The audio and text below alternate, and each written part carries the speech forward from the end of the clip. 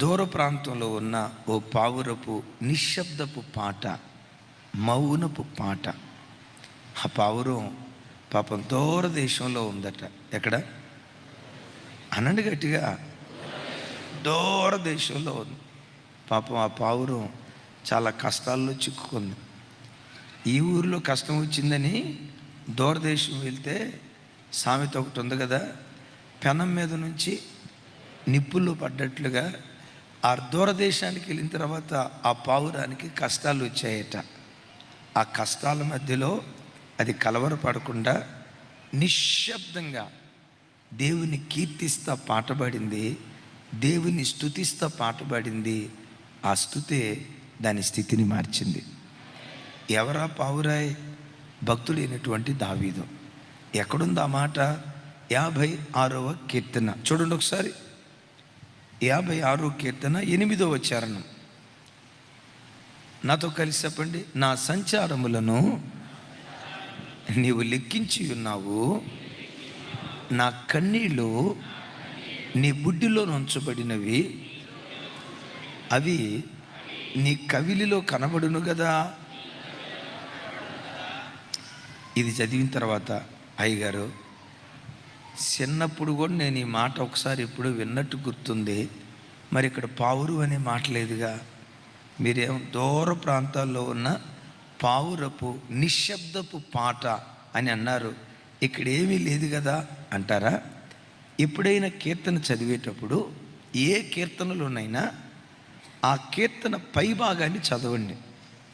56వ కీర్తన వెంటనే మొదటి చరణం అని అక్కడి నుంచి స్టార్ట్ చేయకుండా ఆ మొదటి చరణానికి పైన ఆ కీర్తన ఏ సందర్భంలో రాశారు, ఏ రాగంలో పాడదగిన కీర్తనది, ఎలాంటి స్థితిలో ఉన్నప్పుడు రాశారు, వాటి వివరాలన్నీ పై వచనంలో, అంటే ఆ వచనం పై భాగంలో ఉంటాయి. 56వ కీర్తన చూడండి.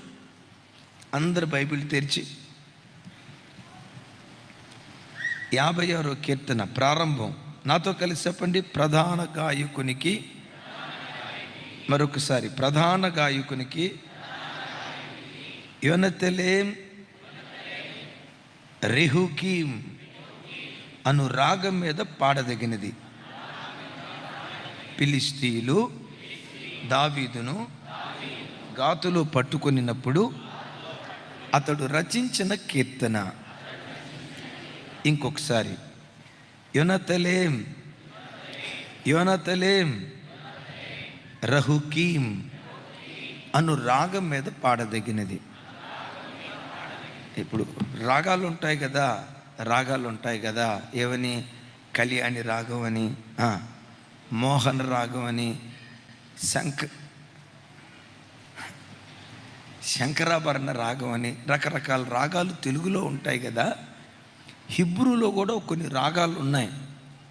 ప్రత్యేకంగా ఈ కీర్తన యోనతలేం రహుకీం అనే రాగం మీద పాడదగింది. ఈ పాటకి ఈ మాటలు కొన్ని అర్థం ఏంటయ్యా అని లేఖనాల్లో చూస్తే, నా వైపు చూసి చెప్పండి.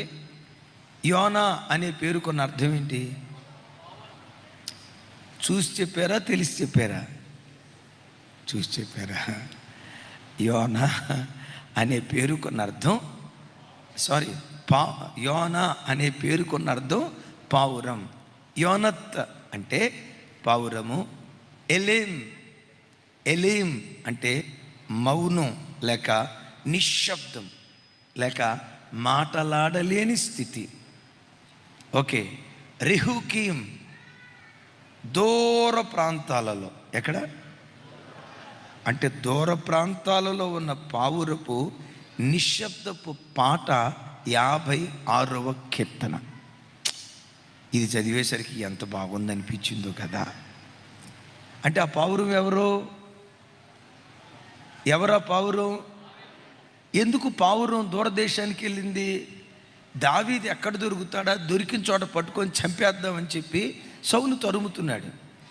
ప్రాణభయంతో యోధా దేశం అంతా తిరిగాడు. ఇక ఎక్కడున్నాయి అటాక్ చేస్తాడు, సైనికులు పంపిస్తాడు అని చెప్పి దావీదు ఆలోచించి ఫిలిస్తీ దేశానికి వెళ్ళారు. మిమ్మల్ని ఒక మాట అడుగుతా, ఫిలిస్తీ దేశం దావీదుకు అనుకూలమా ప్రతికూలమా? శత్రువులా మిత్రువులా?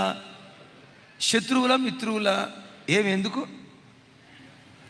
ఎందుకు గొలియాతును చంపింది ఎవరు? గొలియాతును చంపింది ఎవరు? గొలియాతు ఏమన్నా మామూలు పర్సనాలిటీయా?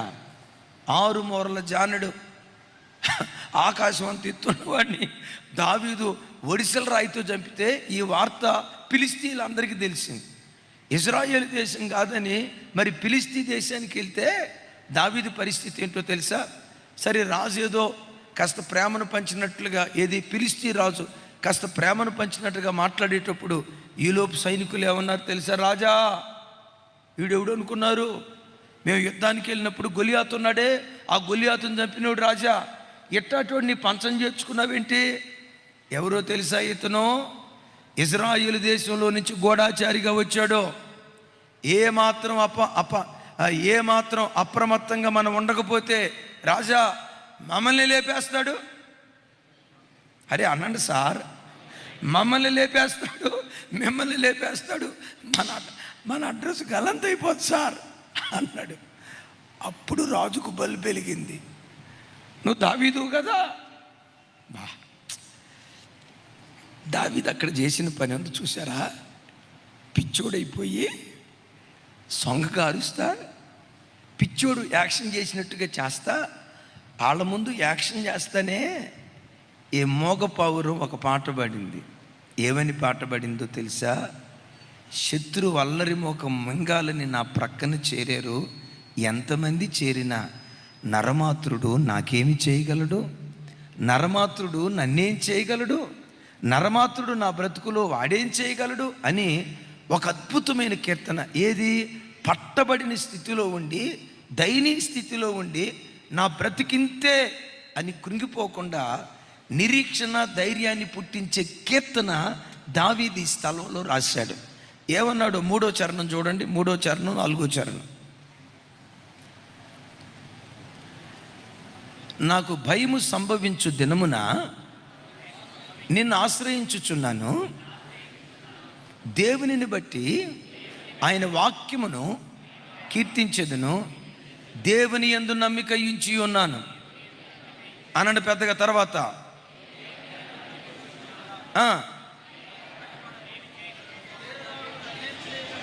సరే, అటు చూడండి, స్క్రీన్ వైపు చూడండి, మీ బైబిల్ అట్లాగే పెట్టి చివరి మాట చెప్పండి. నేను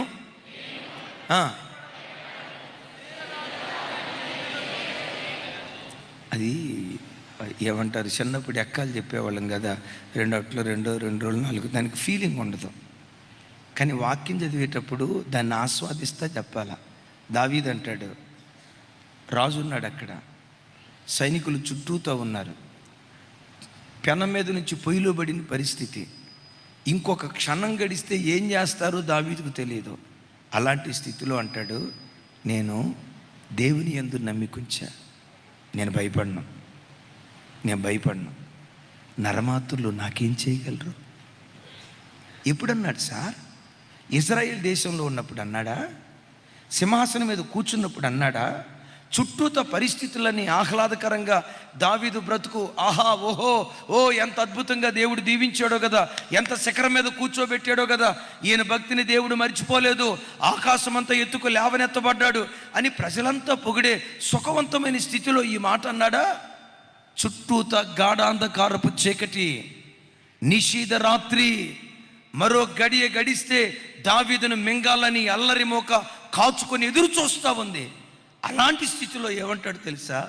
నేను దేవుని నమ్మి ఉన్నా, నేను భయపడను, నరమాత్రుడు నాకేం చేయగలడు, వాడు నన్నేం చేయగలడని ఎంత ధైర్యంతో కూడుకున్న మాట ఈ మాట అంటున్నాడో చూడండి. బిడ్డలారా, నీ జీవితంలో కూడా అలాంటి నిషీధి రాత్రుల మార్గం గుండా నీ జీవితం సాగేటప్పుడు చుట్టూత చీకటి, ఎప్పుడు తెల్లారితో అర్థం కాదు.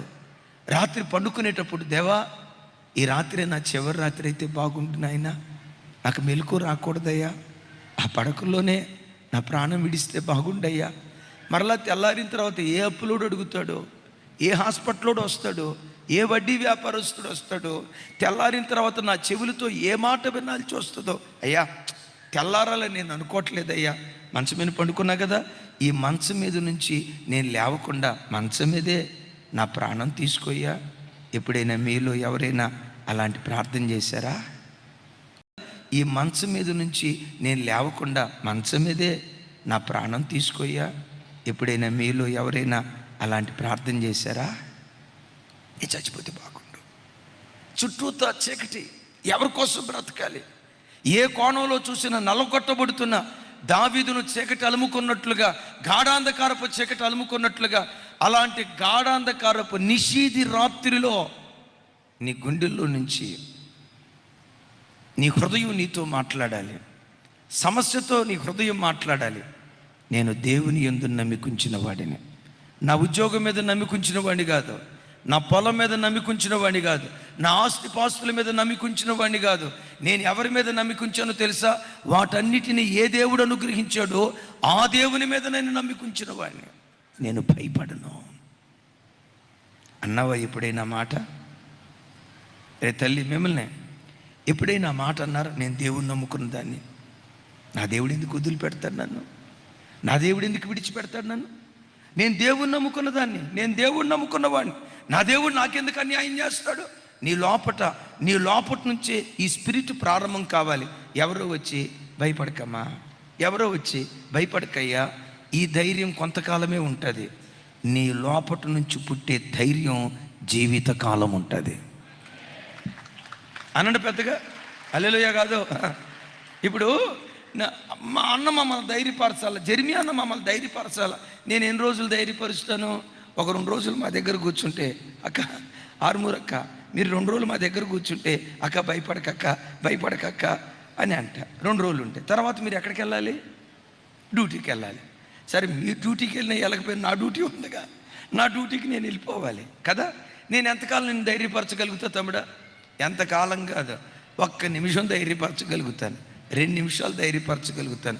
ఒక భార్య భర్తను 1 గంట ధైర్యపరచగలుగుతుంది, ఒక భర్త భార్యను 1 గంట ధైర్యపరచగలడు. నీ గుండెల్లో ధైర్యం పుడితే ఆ ధైర్యం బ్రతుకు కాలం అంతా నిన్ను నడిపిస్తుంది. అయితే భయం సంభవించిన దినాన మీరు నేను చేయాల్సిన పని ఒకటే. దావీదు ఇక్కడ అంటాడు, నాకు భయము సంభవించు దినమున యెహోవా నేను నిన్ను ఆశ్రయించుదును. ఆ మాట అన్నాడు పెద్దగా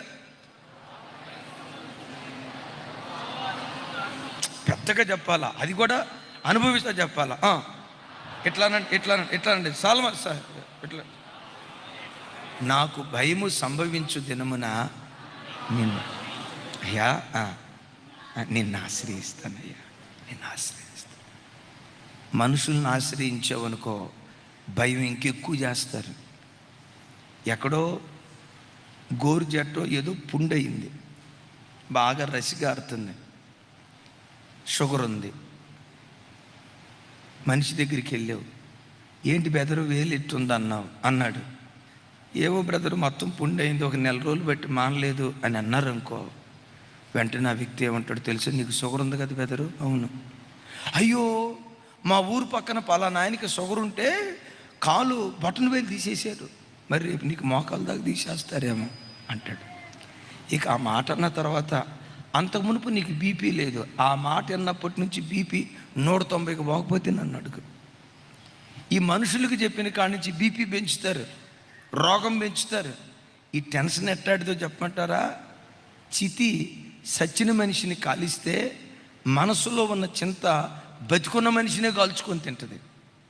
ఇది ఎంత ప్రమాదమో చూడండి. చితి మంటలు చచ్చిన మనిషిని కాలుస్తాయి, కానీ మనసులో ఉన్న చింత మనిషి బ్రతికొండగానే అరిపాదం నుంచి నడినెత్తి వరకు శరీరపు అవయవాలన్నీ కాల్చుకొని తింటాయి.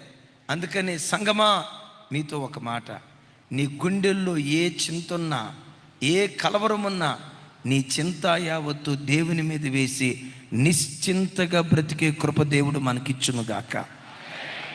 భయం ఉరి లాంటిది అనండి ఒకసారి. చెప్పండి భయం. ఇంకొకసారి చెప్పండి. ఒక ఆయన మెడకు ఉరితాడు వేసుకున్నాడు, ఏమైపోతాడు? ఉరితాడు మనిషి ప్రాణాన్ని ఎట్లా తీస్తాదో, నీ గుండెల్లో ఉండే భయం కూడా నీ ప్రాణం తీస్తుంది, నీ ఆరోగ్యాన్ని తీసేస్తుంది, నీ ఆయుష్కాలాన్ని దొంగిలిస్తుంది.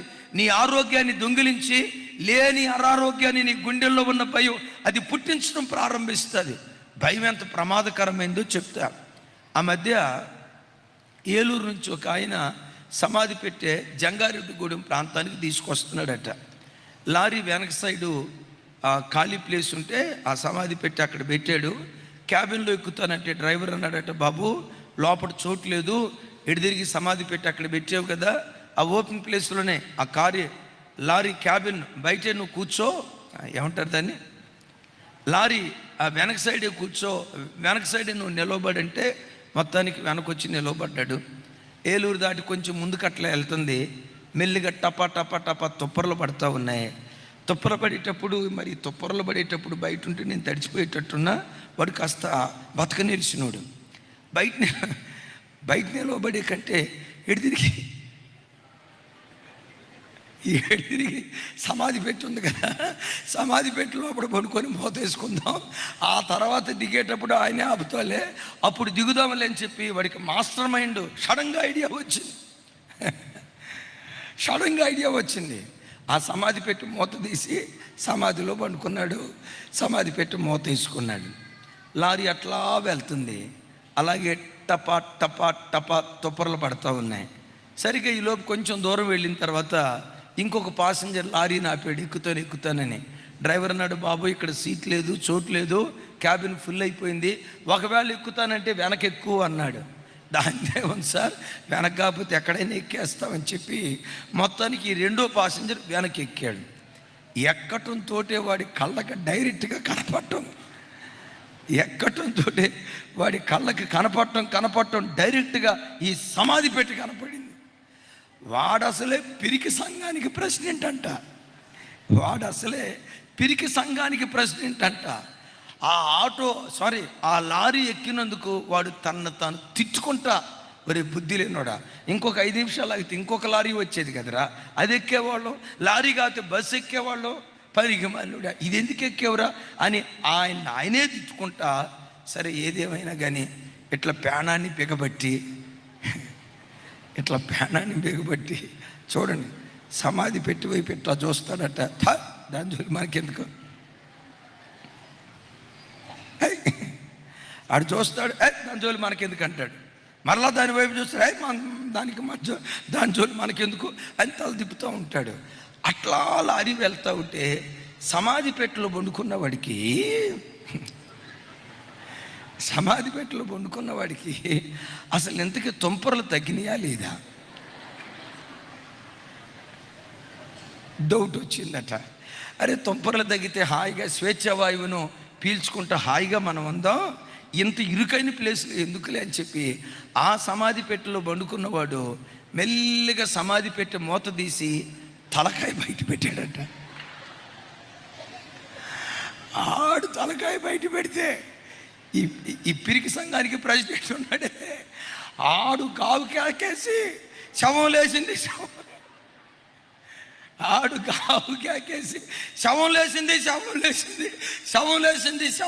అని అనుకుంటా ఈడు శవం అయిపోయాడంట.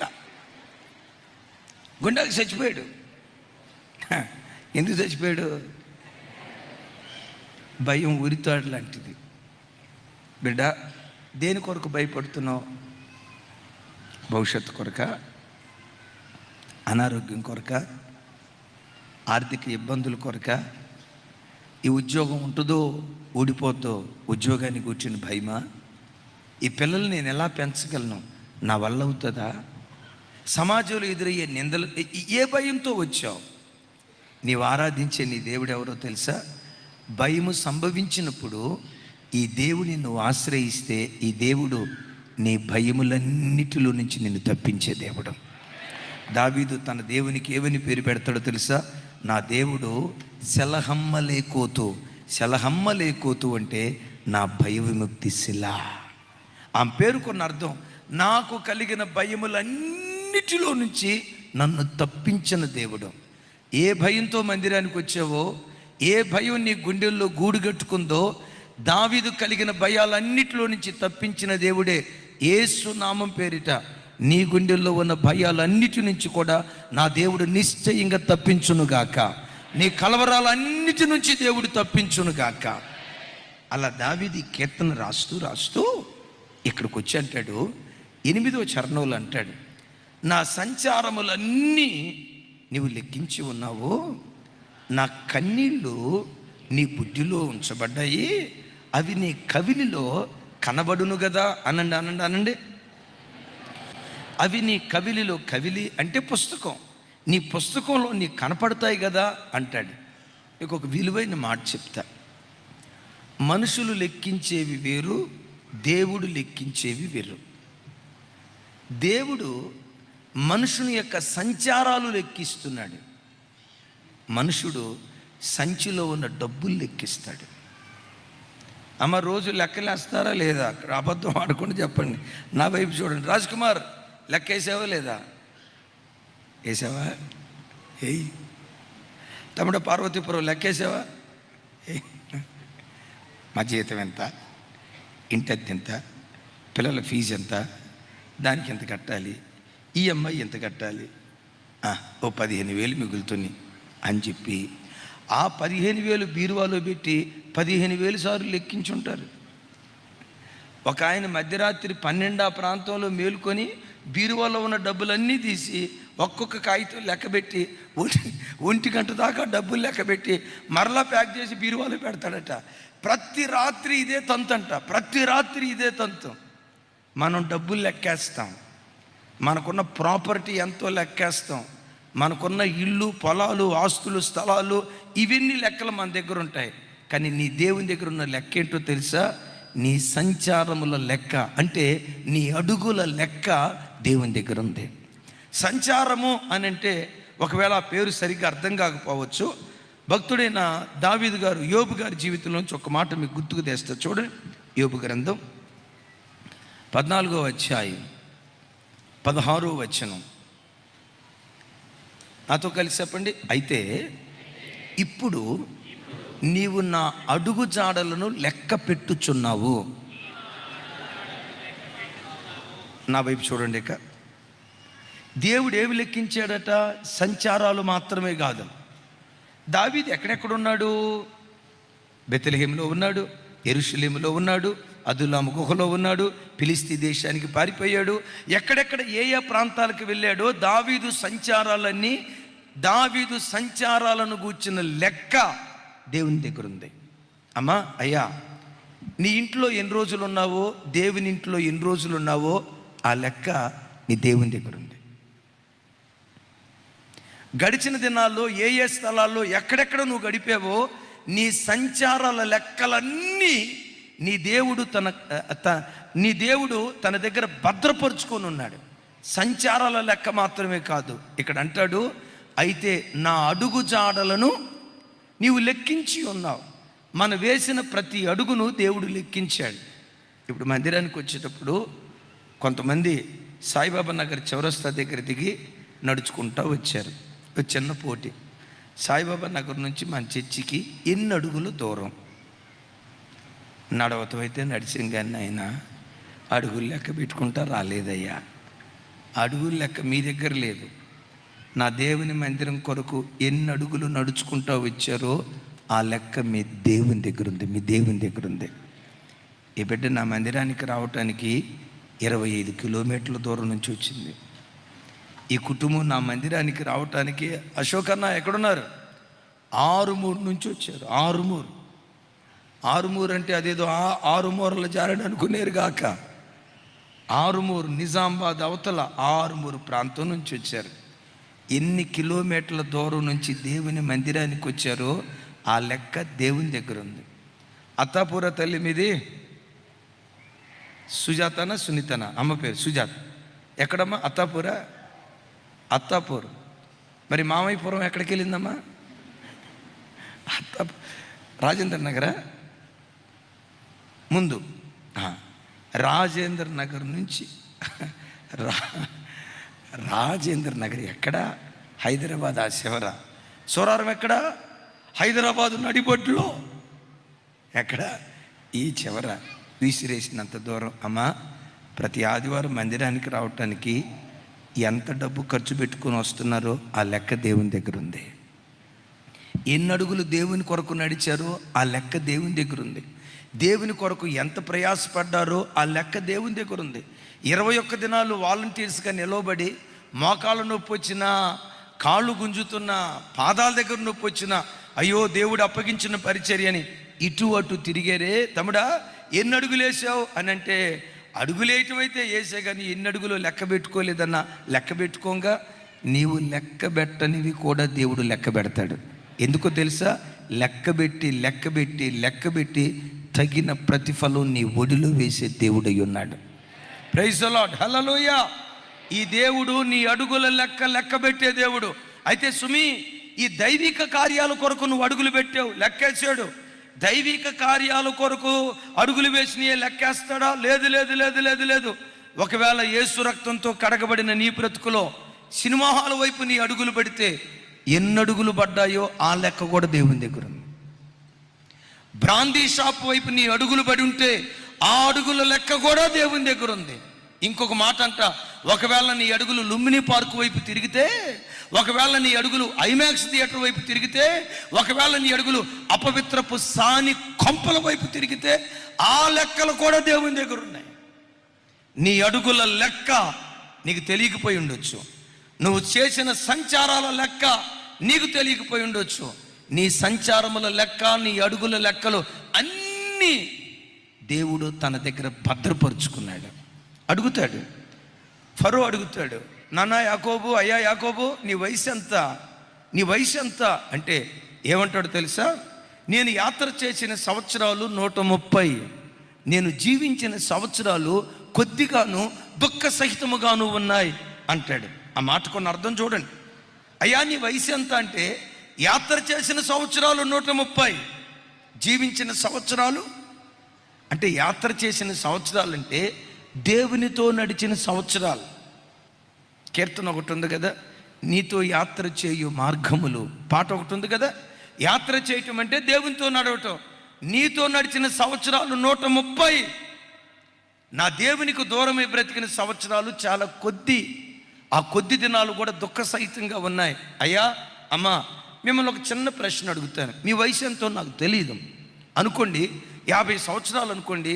50 సంవత్సరాల మీ వయసులో దేవుని కొరకు బ్రతికిన సంవత్సరాలేని, లోకం కొరకు జీవించిన సంవత్సరాలేని?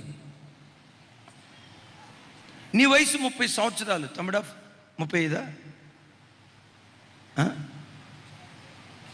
ఇది ఏమన్నా పెళ్లి చూపులా? వయసు చెప్తే ఆల్రెడీ పెళ్ళి అయిపోయా. ఎంత వయసు? సరే దాచుకోపో, నిన్ను ఇబ్బంది పెట్టేందుకు. రైట్, వినండి. 40 సంవత్సరాలు అనుకోండి, 35, 40. ఒకవేళ నీ వయసు 40 సంవత్సరాలు అనుకో. ఈ 40 సంవత్సరాల్లో నీ యేసయ్య కొరకు నువ్వు బ్రతికిన సంవత్సరాలేనే. లోకాన్ని జుర్రుకుంటూ, లోకపు బురదను రాసుకుంటూ అపవిత్రంగా బ్రతికిన సంవత్సరాలేనే. ధైర్యంగా చెప్పగలవా? నేను లోకంలో బ్రతికిన దానికంటే, నేను లోకంలో బ్రతికిన సంవత్సరాల కంటే నా దేవుని కొరకు బ్రతికిన సంవత్సరాలే ఎక్కువ.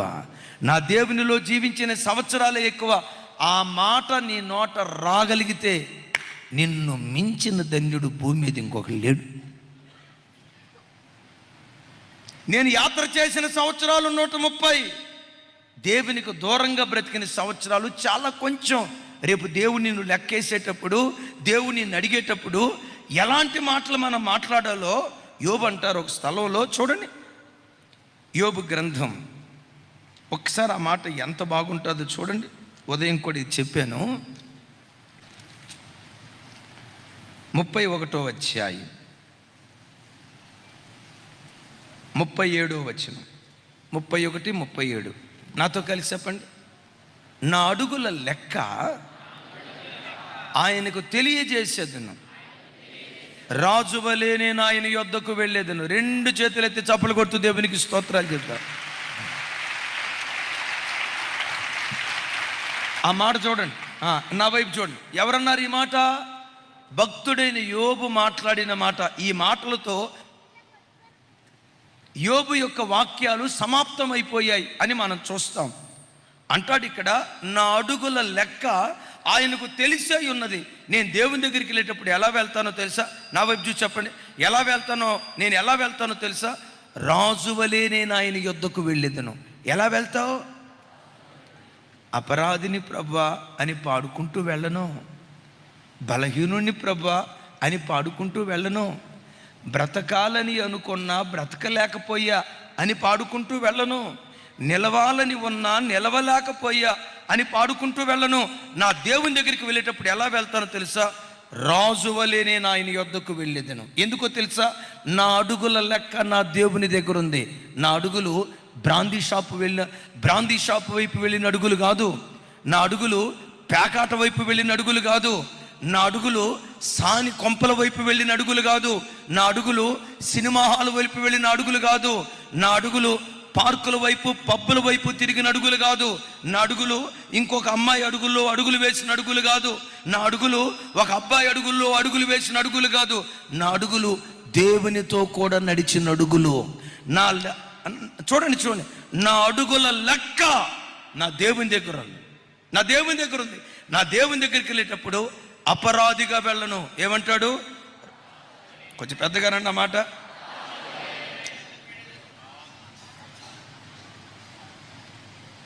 అనండి, రాజు వలె నేను ఆయన యొద్దకు వెళ్ళేదను. వాక్యం వింటున్న బిడ్డలారా, ఒకవేళ ఈ మధ్యాహ్నమే నీ చివరి రోజు అయితే ఏం భయపడకండి, 100 సంవత్సరాలు బతుకుతారు. కానీ ఒక మాట, ఈ మధ్యాహ్నమే నీ చివరి దినమైతే, లేదు ప్రభువే ఈ మధ్యాహ్నం వస్తే, ప్రభు ఎదుట నువ్వు నిలవబడగలిగితే, నిలవబడాల్సి వస్తే, రాణిలాగా దేవుని దగ్గర నువ్వు నిలవబడగలవా? రాజులాగా నువ్వు దేవుని దగ్గర నిలవబడగలవా? నా యవ్వన కాలంలో నేను ఎక్కడ త్రుట్టిల్లేదయ్యా. బాప్తిస్మం తీసుకున్న నాటి నుండి ఏనాడు నా దేవునికి ఆయాస్కరంగా నేను బ్రతకలేదయ్యా. సాధ్యమైనంత వరకు నా శరీరాన్ని సిలువ వేసుకుంటూ నా ప్రభువును సంతోషపరుస్తూ నా ప్రభు కొరకే నేను బ్రతికానయ్యా. రాణిలాగా నా దేవుని దగ్గరికి వెళ్తా, రాజులాగా నా దేవుని దగ్గరికి వెళ్తా అని చెప్పగలిగే దమ్ము ధైర్యం నీ గుండెల్లో ఉందా? ఒకసారి ఆలోచించు.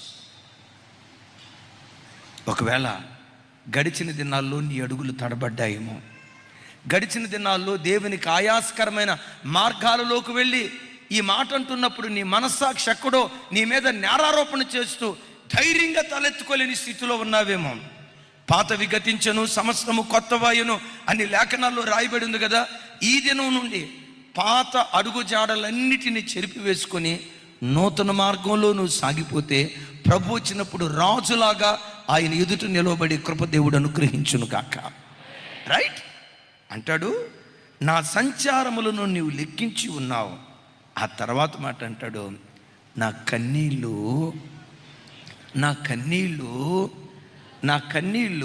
అనండి నా కన్నీళ్ళు నీ బుడ్డిలో నుంచబడి ఉన్నవి. అంటే దేవుని దగ్గర ఏముంది? దేవుని దగ్గర ఏముంది? మన ఇంట్లో ఉంది నూనె డబ్బా, మన ఇంట్లో ఉంది కిరోసిన్ డబ్బా. ఇప్పుడు కిరోసిన్ లేదనుకుంటా.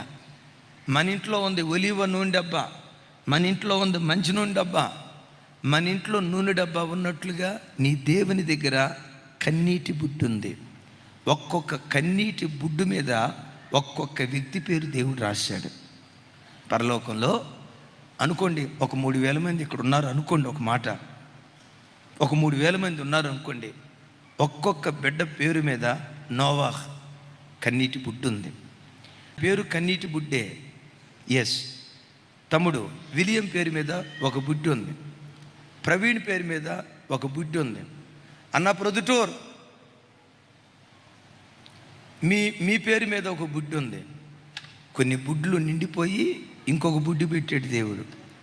ఆ బుడ్డి నిండిపోయి ఇంకొక బుడ్డి పెట్టాడు. కొంతమంది పేర్ల మీద ఉన్న బుడ్డిలో ఇప్పటి వరకు ఒక్క చుక్క కన్నీటి కూడా అందులో లేదట. ఒక్క చుక్క కన్నీటి కూడా, ఒక్క బొట్టు కన్నీటి చుక్క కూడా ఆ బుడ్డిలో లేదట. ఖాళీ. కొందరి పేరు మీద రాయబడినటువంటి ఆ బుడ్డి మీద ఎన్నో కన్నీరు బుడ్లుగా దేవుని సన్నిధిలో నింపబడి ఉన్నాయి. దావీదు బహు కన్నీటి ప్రార్థనా పరుడు కదా.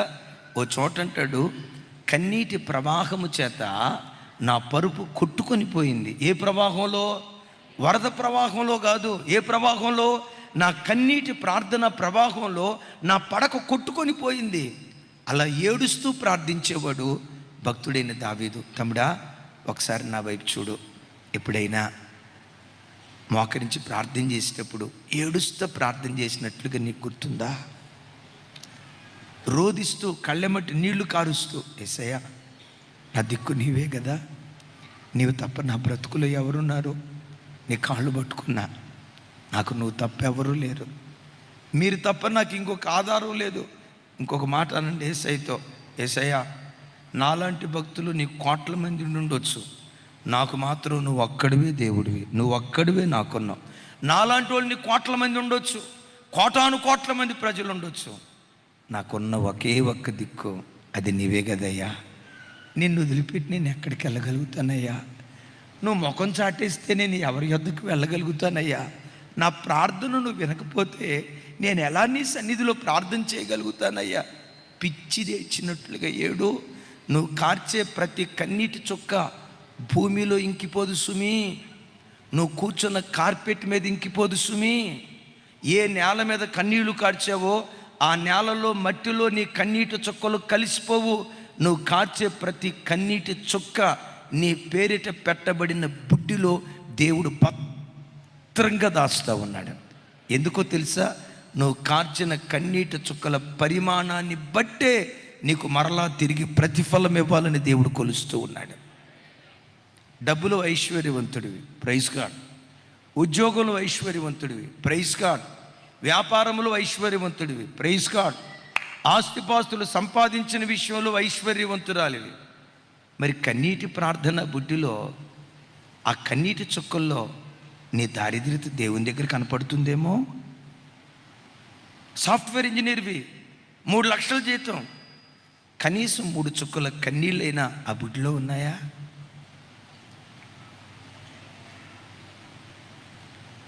ఓ ₹1,00,00,000 ఆస్తిపర్రాలువి, ₹1,00,00,000 ఆస్తిపర్రాలు అయ్యో, కనీసం ఒక 10 కన్నీటి చుక్కలైన బుడ్డిలో ఉన్నాయా? ఈరోజు అనేక మంది క్రైస్తవులు డబ్బులు ఐశ్వర్యవంతులయ్యారు, కన్నీటి ప్రార్థనలు దరిద్రులుగా మిగిలిపోతున్నారు. అత్యంత దారిద్ర్యతను అనుభవించే పరిస్థితి ఈనాటి క్రైస్తవ సంఘాలను ఏలుబడి చేస్తూ ఉంది. తల్లి, ఒకసారి నా వైపు చూడండి, మిమ్మల్ని అడుగుతాను. మీరు దేవుని సన్నిధిలో మోకరించి కన్నీళ్లు విడుస్తూ ప్రార్థన చేసి ఎంతకాలం అవుతుంది? తమ్ముళ్ళారా, రొమ్ము కొట్టుకుంటూ యేసయ్య పాదాల చెంత ఏడ్చి రోదించి దేవుని పాదాల దగ్గర నీ వేదనను తెలియచేసి దేవుని పాదాల దగ్గర అలా ఏడుస్తూ ప్రార్థన చేసి ఎంతకాలం అవుతుంది? ఎంతకాలం అవుతుంది? ఒక్క చుక్క కన్నీటి బుట్టు కూడా లేదా? ప్రార్థనలో అంత పేదవాడి అయిపోయావా? కన్నీటి ప్రార్థనలో అంత పేదదాని అయిపోయావా? దావీదు భౌతికంగా ఐశ్వర్యవంతుడు కాకమునుపు కన్నీటి ప్రార్థనలో ఐశ్వర్యవంతుడిగా తాను ఉండేవాడు. అంత ఏడ్చేవాడు, అంత కన్నీళ్లు గార్చేవాడు. ఎందుకు దేవుని దగ్గర మనం కన్నీళ్లు గారుస్తూ ప్రార్థన చేయాలంటే, మనం కాచిన ప్రతి కన్నీటి చుక్క దేవుడు తన బుడ్డిలో పెట్టుకొని ఆ కన్నీటి బుడ్డిని చూస్తూ దానిలో ఉన్న కన్నీటి చుక్కల లెక్క ప్రకారం దేవుడు మనకు ప్రతిఫలం ఇవ్వటం ప్రారంభిస్తాడు. అవునా? మన దుఃఖాన్ని దేవుడు తోస్తాడా? మన ప్రార్థనను దేవుడు తోస్తాడా? దేవుని సన్నిధిలో మనం చేసిన విజ్ఞాపనను దేవుడు తోస్తాడా? నిశ్చయంగా తోస్తాడు. నీ లెక్కలో నా లెక్కలో మేమేని చర్చీలు కట్టాం, మా చర్చికి ఎంతమంది ఆత్మలు వస్తారు, మా లైవ్ కార్యక్రమం ఎన్ని దేశాలు చూస్తాయి, ఒకరోజు యూట్యూబ్ ఛానల్లో ఎంతమంది వాక్యం వింటారు, నా లెక్కలివి, మన లెక్కలివి. మాకు పలానా చోట ప్రాపర్టీ ఉంది, ఇప్పుడు అది అమ్మితే ఒక 50 కోట్లంట, ఇక్కడ అమ్మితే ఇంకొక 50 కోట్లంట, మొత్తం 2 కలిపితే 100 కోట్లంట. ఇంకొక 5 సంవత్సరాలు గడిచేసరికి నేను బిల్ గేట్స్కి తమ్ముడిని అయిపోతానేమో. మంచిది. ఈ లెక్కలేసాం. కానీ దేవుని దగ్గర ఈ లెక్కలు లేవు. ఏ లెక్కలు ఉన్నాయో తెలుసా? నీవు కార్చే కన్నీటి చుక్కల లెక్క ప్రతిదీ దేవుని దగ్గర ఉంది. దయగల దేవుడు ఒక్కొక్క బిడ్డ మీద అలాంటి కన్నీటి ప్రార్థన అందరి మీద ఆయన కుమ్మరించును గాక. అవునా? దేవుడు దుఃఖాన్ని తోస్తాడా? చూడండి, యోబు గ్రంథం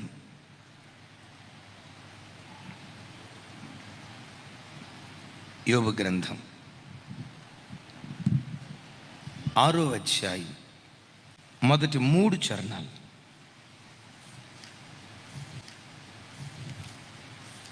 యోబు గ్రంథం 6వ అధ్యాయం మొదటి 3 చరణాలు చూడండి. నెక్స్ట్, సరే, మొదటి వచనం చూపించు తమ్ముడు, నాతో కలిసి చెప్పండి. ఈ మాట ఆలకించి నీ మేలు కొరకు తెలుసుకును. అది బైబిల్లో రాయబడిన మాటే కాదు, ఇది మనకు కూడా. విన్నారా? ఇంకోసారి, ఈ మాట ఆలకించి నీ మేలు కొరకు తెలుసుకును. ఈ మాట సరిగ్గా నువ్వు ఆలకిస్తే, ఈ మాట సరిగ్గా నువ్వు తెలుసుకుంటే నీకు మేలు కలుగునుగాక. ఏ మాట అయ్యా? 2వ వచనంలో అంటాడు చూడండి, నా దుఃఖము చక్కగా తోచబడునుగాక, దాన్ని సరి చూచుటకై నాకు వచ్చిన ఆపద త్రాసులో పెట్టబడునుగాక. ఇంకొకసారి నాతో కలిసి, నా దుఃఖము చక్కగా తోచబడునుగాక. అంటే ఈ దేవుడు ఏం తోస్తాడు? ఏం తోస్తాడు? అరే రాయబడింది కదా, ఏం తోస్తాడు? ఏం తోస్తాడు? ఇంకోసారి చెప్పండి, ఏం తోస్తాడు? త్రాసులో ఏం పెడతాడు? నీకొచ్చిన ఆపదను త్రాసులో పెడతాడట. నీకొచ్చిన దుఃఖాన్ని, అంటే నువ్వు దేవుని సన్నిధిలో దుఃఖపడుతూ ప్రార్థించేవే, ఆ దుఃఖాన్ని చక్కగా దేవుడు తోస్తాడట. అయ్యా తమ్ముడు, ఒకసారి నా వైపు చూడండి. అమ్మ, బాల్కనీలో ఉన్న బిడ్డలారా, దేవుడు నీ కన్నీటి చొక్కను తోచాలని ఒకవేళ దేవుడు తూకం వేస్తే, ఆ త్రాసు ఒకవేళ ఖాళీగా కనపడుతుందేమో చూడు. ఒకవేళ నీ కన్నీటి ప్రార్థన దేవుడు తూకం వేస్తే, దేవుడు కోరుకున్నంత కన్నీటి ప్రార్థన నీకుందో లేదో ఒకసారి ఆలోచించు. మన సేవ ప్రారంభ దినాల్లో నేను సేవకురాలు కుటుంబ ప్రార్థన చేసుకునేవాళ్ళం. మేము కుటుంబ ప్రార్థన చేసుకోవటానికి మోకరించినప్పుడు నేను వెంటనే మోకరించేవాడిని. ప్రార్థన చేసుకుందామన్న ప్రతిసారి సేవకురాలు బీరువా దగ్గరికి వెళ్ళేది, ఖర్చు తెచ్చుకునేది. నేను అనుకున్న ప్రారంభంలో శవడు తుడుచుకోవటానికి ఏమో లే అనుకున్నా. నా ప్రార్థన అయిపోయేది. అఫ్కోర్స్ నేను ప్రార్థన చేసేటప్పుడు సాధ్యమైనంత వరకు నా వ్యక్తిగత ప్రార్థనలో అలాగా నేనేదో పైనుంచి ఊడిపడినవాడిని నేను చెప్పడానికి ఇష్టపడను, కానీ చెప్తాను. కనీసం ఒక్క చొక్క కన్నీటి బొట్టు రాల్చకుండా నేను ప్రార్థన ముగిస్తే నాకు తృప్తి అనిపించదు. కనీసం ఒక్క చొక్క కన్నీటి బొట్టు అయినా తపామని నేల మీద పడితే, అమ్మయ్యా నా యేసయ్య పాదాలు నా కన్నీళ్లతో తడిపా, ఓ తెలియని ఆనందం హృదయంలో కలుగుతుంది. సరే, ప్రార్థన ప్రారంభించి నా ప్రార్థన ముగించిన తర్వాత సేవకురాలు ప్రార్థన చేసేది. ఇక తాను ప్రార్థన ప్రారంభించిందంటే వందే భారత్ ఎక్స్ప్రెస్ స్టాపులు చాలా తక్కువ. ఇక్కడ స్టార్ట్ అయిందంటే విజయవాడలోనే ఆగటం స్టార్ట్ అయింది. ఆ తర్వాత రాజమండ్రి, ఆ తర్వాత వైజాగ్. ఇక ప్రార్థన చేస్తాం స్టార్ట్ చేస్తే కన్నీళ్లు గారుస్తా, ఆ కన్నీళ్లు తుడుచుకుంటా ఏడుస్తా, ప్రభా ఈ సేవకులకు వచ్చాం, వాడుకోయ్యా, వేవేల కొలది ప్రజలకు తల్లులుగా తండ్రులుగా చేయయ్యా, అలా ఏడుస్తూ ప్రార్థన చేసి వచ్చే ప్రతి కన్నీటిని తుడుచుకుంటా నేను సాక్షిని.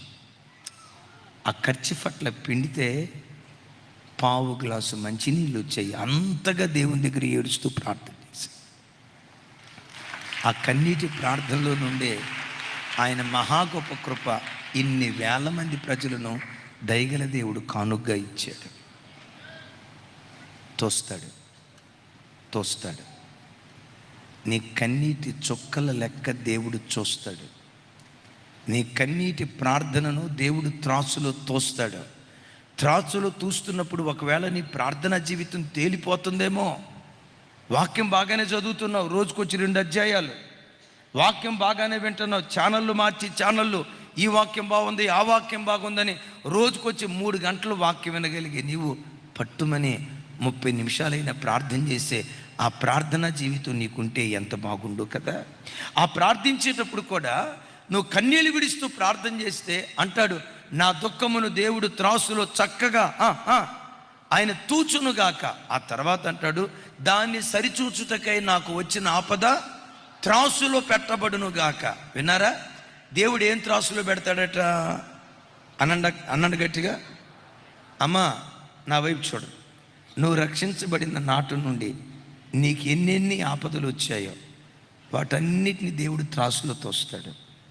నీకు ఎన్నెన్ని కష్టాలు వచ్చాయో వాటన్నిటిని దేవుడు త్రాసులో తోస్తాడు. నీకెన్నెన్ని బాధలు వచ్చాయో, ఎన్నెన్ని కన్నీటి అనుభవాలు గుండా ఈ మార్గంలో నువ్వు సాగుతూ వచ్చావో, నీకెదురైన ప్రతి ఆపద దేవుడు తన త్రాసులో తోస్తాడు. ఎందుకో తెలుసా? ఎందుకు త్రాసులో తోస్తాడో తెలుసా? నువ్వు అనుభవించిన శ్రమకు ప్రతిగా రెండంతల ప్రతిఫలం దేవుడు నీకు ఇవ్వటానికి నీ శ్రమను దేవుడు త్రాసులో తోస్తాడు. నీకు ఇంతే కష్టం వచ్చింది, ఇంతే ప్రతిఫలం ఇస్తాడు. నీకు ఎంత కష్టం వచ్చింది, అయినా ప్రభు కొరకు నిలవబడ్డావు, ఎంత ప్రతిఫలం ఇస్తాడు. నీకెంత కష్టం వచ్చింది, అయినా ప్రభు కొరకు నువ్వు నిలవబడ్డావు. ఇప్పుడు నాకు కష్టం వచ్చింది. ఈరోజు ఎంత శ్రమల పాలవుతారో రాగల కాలంలో అంత మహిమను నిశ్చయంగా మీరు అనుభవించబోతున్నారు. మిమ్మల్ని ఊరక ఉబ్బి తబ్బింపజేయటానికి ఈ మాట చెప్పట్లా, లేఖనాల ఆధారంలో నుంచి చెప్తున్నాను. యోబు ఎంత శ్రమ పడ్డాడో, శ్రమకాలం తీరిన తర్వాత రెండంతల ఆశీర్వాదం యోబుకు దేవుడు ఇవ్వలేదా? యోబు దేవుడే నీ దేవుడు. అయ్యా నాకెందుకు ఈ ఆపదలో, నాకే ఇలాంటి భర్త ఎందుకు దొరికాడు, నాకే ఇలాంటి పిల్లలు ఎందుకు పుట్టారు, నా బ్రతుకులోనే నాకే ఎందుకు ఈ కష్టం వచ్చింది, ఈ బ్రతికే కంటే నేను చచ్చిపోయింది. నిరాశ నిస్పృహతులతో ఎవరైనా ఈ ఆరాధనకు వస్తే శ్రమల కొలిమిలో కాల్చబడుతున్న దేవుని బిడ్డలారా, ఆపదల కొలిమిలో, అపాయాల కొలిమిలో చిక్కుకొని చావాలో బ్రతకాలో అర్థం కాక పిచ్చిదానిలాగా ఒంటరిగా గదిలో కూర్చొని జుట్టు పీక్కుంటూ ఈ బ్రతికే కంటే చచ్చిపోయిద్దని ఏడుస్తూ మందిరానికి వచ్చిన బిడ్డలారా, ఈరోజు ఎంత ఏడుస్తున్నావో రాగల కాలంలో అంత నవ్వే దినాలు దేవుడు నీకు అనుగ్రహించబోతున్నాడు. ఎంత కృంగిపోయావో, ఎంత కూలిపోయావో అంతగా లేవనెత్తే దినాలు నిశ్చయంగా దేవుడు నీకు అనుగ్రహిస్తాడు. గట్టిగా చెప్తాం ఆమేన్. ఆయన ఇస్తాడు, అందుకనే తోస్తున్నాడు ఆయన. చెప్పండి, అందుకనే. ఎందుకు నీ కన్నీటి ప్రార్థన తోస్తున్నాడు? ఎందుకు ఆయన నీ దుఃఖాన్ని తోస్తున్నాడు? నీ దుఃఖాన్ని తూచి ఎంత దుఃఖపడ్డావో అంత సంతోషకరమైన దినాలు ప్రతిఫలంగా దేవుడు మనకు అనుగ్రహించునుగాక. అయితే ఎలాంటి పరిస్థితుల్లో మనం చేయాల్సింది ఒక్కటే. అంటాడు కదా భక్తుడైనటువంటి దావీదు గారు, నాకు భయము సంభవించు దినమున యెహోవా నేను నిన్ను, ఇంకోసారి చెప్పాలి, యెహోవా నిన్ను నేను ఆశ్రయించుచున్నాను. మనం ఆశ్రయించిన ప్రతి లెక్క చూడండి, ఆశ్రయించిన ప్రతి లెక్క దేవుడు తన కవిలిలో రాసుకున్నాడట. కవిలి అంటే పుస్తకం అని అర్థం. అంటే దేవుని దగ్గర ఏముంది? కొంచెం పెద్దగా డైరీ పేరు విన్నారు కదా. ఒకప్పుడు అందరికీ డైరీలు రాసే అలవాటు ఉండేది. ఈరోజు పొద్దున్నే లేవటంతో మా అత్త నన్ను బండబూతులు తిట్టింది, ఎంత మాట అంది, ఆ రోజు అంతా నేను అన్నందేలా ఇదంతా. ఒకప్పుడు చెత్త రాసుకునేవాళ్ళు. కొంతమంది మాత్రం ఆఫీస్ ఉద్యోగం చేసేవాళ్ళు మాత్రం వాళ్ళ ఆఫీస్ స్థాయికి తగ్గట్లుగానే డిగ్నిఫైడ్గా ఈరోజు పలానా చోటుకెళ్ళా ఇలా డైరీ ఉంది చూసారా. నీకు తెలుసా తల్లి, నీ పేరు మీద కూడా దేవుని దగ్గర ఒక డైరీ ఉంది. సత్యం గారు మీ పేరు మీద ఒక డైరీ ఉంది. సత్యం గారు ప్రొద్దునే 4 లేచి స్తోత్ర ప్రార్థన చేసుకుంటా ఉంటే 2 చేతులు ఎత్తి స్తోత్రం స్తోత్రం స్తోత్రం స్తోత్రం స్తోత్రం స్తోత్రం స్తోత్రం స్తోత్రం స్తోత్రం. ఆ నిద్ర మత్తులో కూడా నిద్ర చంపుకొని ప్రోత్సాహితానా అని చెప్పి మరలా స్తోత్రం స్తోత్రం స్తోత్రం. ఈరోజు సత్యం గారు 4 నుంచి 5 దాకా స్తోత్ర ప్రార్థన చేశాడు. నన్ను స్తుతించాడు కనుక నేను సత్యం గారి స్థితిని మార్చాలి. దేవుడు రాసుకున్నాడు.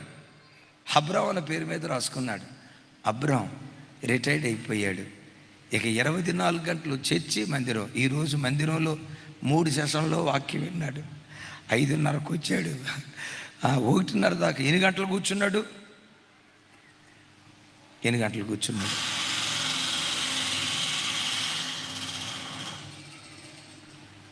Right, praise. 8 గంటలు కూర్చున్నాడు. ఆ ఫ్యాన్ చెప్పింది, నాకు ఇప్పుడే చెప్పింది, అన్ని గంటలు కూర్చున్నాడు. 8 గంటలు చెప్పిందన్న, నన్ను అడగొద్దు, నేను చెప్పను. సరే వినండి. ఉదయం 5:30కు వచ్చినోడు ఇప్పుడు దాకా కూర్చున్నాడు. లెక్క ఉంది. సుమన్ నీ పేరు మీద లెక్క ఉంది. సుమన్ ఈరోజు 7 దాకా లేవలా. మరలా రాత్రి 9 దాకా ఉంటివా, అలిసిపోతివయ్యా, ఈరోజు ప్రార్థన చేయకపోతే ఏమైంది అని ఈరోజు సుమన్ లేవలా, లెక్క రాసుకున్నాడు. ఈరోజు సుమన్ లేచాడు, ప్రార్థన చేసుకున్నాడు. బిడ్డలరా, నీ ప్రతి అడుగుల లెక్క నీ దేవుని దగ్గర ఉంటుంది. ఓ రోజు ఒక ఆయన అన్నాడు, దేవా, యథార్థ హృదయుడిని సత్యముతో నీ సన్నిధిలో నేను ఎట్లా నడుచుకున్నానో ఒకసారి జ్ఞాపకం తెచ్చుకో. జ్ఞాపకం తెచ్చుకోవాలంటే ఇప్పుడు గతంలో ఏం జరిగిందో జ్ఞాపకం తెచ్చుకోవాలంటే ఎక్కడికి వెళ్ళేవాళ్ళు మనం? ఇది చూపిస్తున్నా కదా బైబిలా, డైరీ దగ్గరికి వెళ్తాం. అరే పలానా రోజు ఇప్పటికి తెలుసుకోవాలనుకోండి, మన మన మన మన ఫోన్ ఉంటుంది కదా, ఆ ఫోన్ డైరీ ఉంటుంది కదా, పలానా రోజు అక్కడ. అయ్యా, నన్ను గూర్చి డైరీలో ఏమని రాస్తుందో ఒకసారి చూడయ్యా అన్నాడు. ఆ మాట అనక మునిపే దేవుడు అన్నాడు, హిజ్కియా, నీ కన్నీళ్ళు నేను చూసా, నీ ప్రార్థన నేను ఆలకిస్తున్నా, 15 సంవత్సరాల ఆయుష్ నేను నీకు పొడిగిస్తా ఉన్నా. ఎందుకో తెలుసా? హిజ్కియాను గూర్చిన అడుగుల లెక్క దేవుడు తన గ్రంథంలో రాసుకున్నాడు. ఒకే మాట అంట, ముగింపులోకి వెళ్తున్నా, నిన్ను గూర్చిన లెక్కలు కూడా శ్రేష్టంగా ఆ గ్రంథములో వ్రాయబడునుగాక. ఏ పనికి మాలిన మాట నిన్ను గూర్చి ఆ గ్రంథంలో రాయకుండా ఉండునట్లుగా నీ అడుగులను జాగ్రత్తగా కాపాడుకునే కృప దయగల దేవుడు అనుగ్రహించునుగాక. మెట్టుకి భయం సంభవించినప్పుడు తను ఎవరిని ఆశ్రయించాడట? దేవుణ్ణి ఆశ్రయించాడు. ఆశ్రయించి ఏం చేశాడు? అదొక్కటి చదువుకొని ప్రార్థన చేసుకుందాం. కీర్తనల గ్రంథం 56 కీర్తన 9వ చరణం, 96 కీర్తన 9, 10 చరణాలు, 12వ చరణం కూడా నాతో కలిసి చెప్పండి, ప్రార్థన చేసుకుందాం. ఇక 56 కీర్తన అందరూ నాతో కలిసి చెప్పండి. నేను మొరపెట్టు దినమున నా శత్రువులు వెనుకకు తిరుగుదురు, నేను మొరపెట్టని దినమున.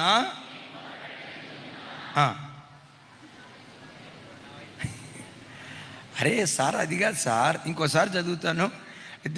ఆల్రెడీ ఏమంటారు, క్లూ దొరికినట్టే లెక్క. ఒకసారి నా వైపు చూసి నాతో కలిసి చెప్పండి. నేను మొరపెట్టు దినమున నా శత్రువులు వెనుకకు తిరుగుదురు, నేను మొరపెట్టని దినమున.